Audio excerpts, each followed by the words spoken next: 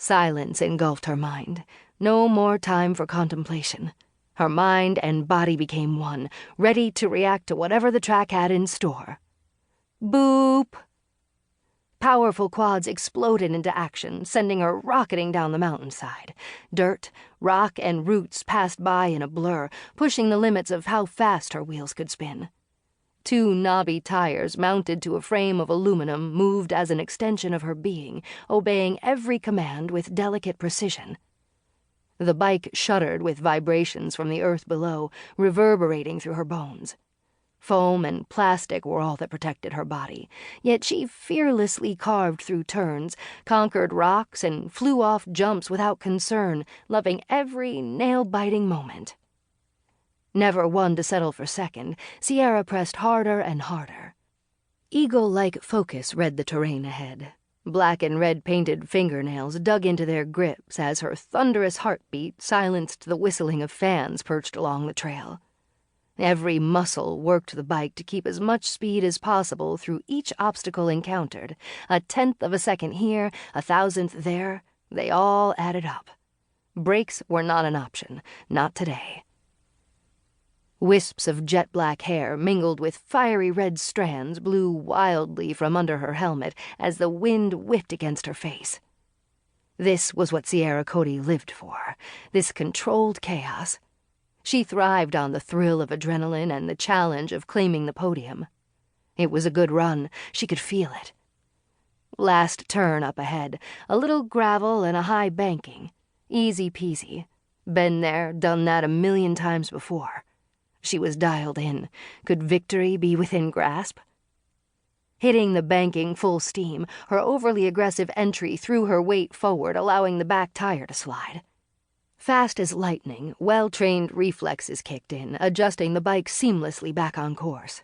The top of a boulder, exposed from previous rides, however, refused to be denied. The front wheel caught, bringing the gambler to an abrupt halt. Head first, Sierra punched her ticket to a one-way flight over the handlebars. Shit! Every inch of ground passed in slow motion as she rapidly approached her destination, the 3-foot-wide trunk of a century-old western red cedar. On instinct, she threw up her shoulder and rotated her torso, hoping to strike something less vital than her head.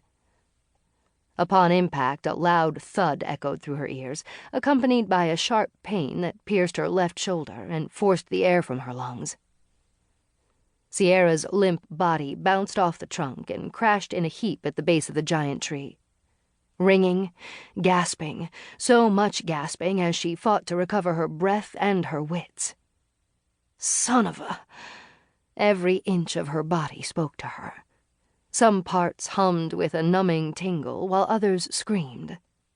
Nothing responded to her command to move as she lay in the dirt for several long seconds.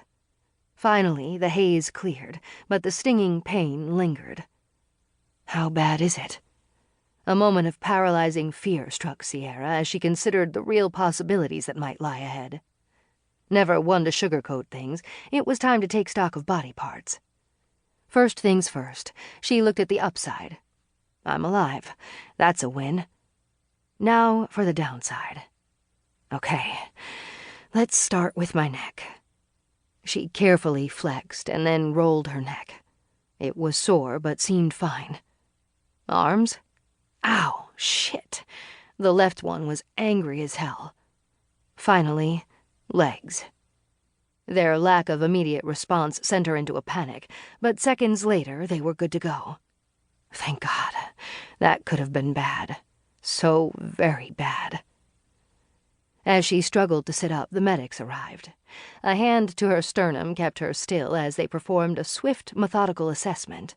This was the part no rider ever wanted to deal with, and Sierra Cody was known to be more cantankerous than most.